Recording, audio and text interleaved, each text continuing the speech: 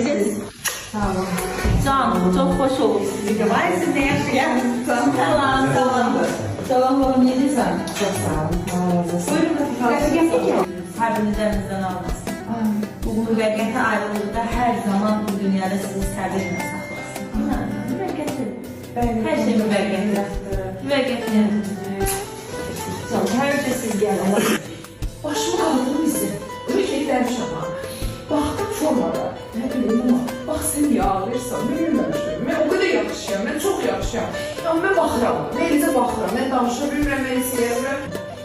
Ne bileyim. Ben ona neyinəsən. Ben ona su yaxışıyorum. Ben ona su neyiyim. Bak onu düşünürəm. Sevmirəm. Yani. Siz onu çok da güzel olamazsınız. Ama şeylerde ben o gün telefonda da dedim. Yani sen bir 2 yıl verirmişim. İnsan verirmişim. Ama üçüncü yıl düşündüm ki yani. Neyime bakıyorum ki istiyorsa da kadar böyle ihtiyacı şok. Öyle şoklar var ki adi bir 10. mantıklı derman alır.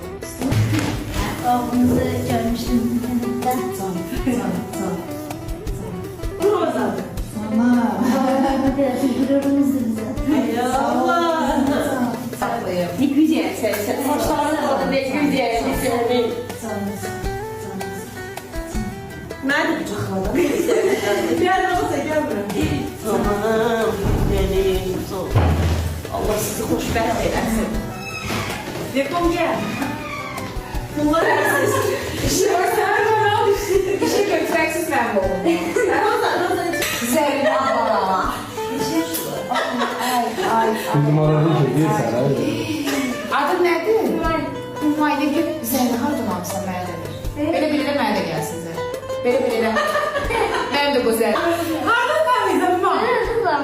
Hardan tanıydın? Görürəm, onu da baxsın. Qonağımız var. Tanıyırsan bu xalanı.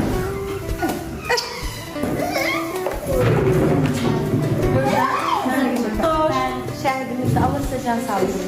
İzləyirsinizsə Allah rəhmət eləsin.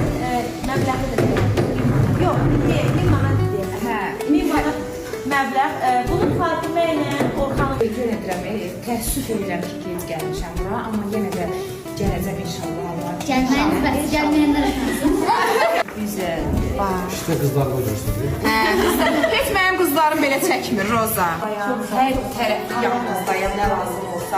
Birdən ola bilər ki, təqdir uşaqlara geyinir, hər şeyi mən eləyəcəm. Allah, nə lazım olsa mən sizə amma şey deyəməm, mən burada gözlərəm Allah. Bəli. Deyirəm axı, nə yoldan qayıtdım. İnanın mənə, amma zaman keçəcək, biz daha çoxalır. Çünki bizə bu uşaqlara kim eləyəndə deyir ki, Allah, o qədər əvəzini verdi. İnanın mənə.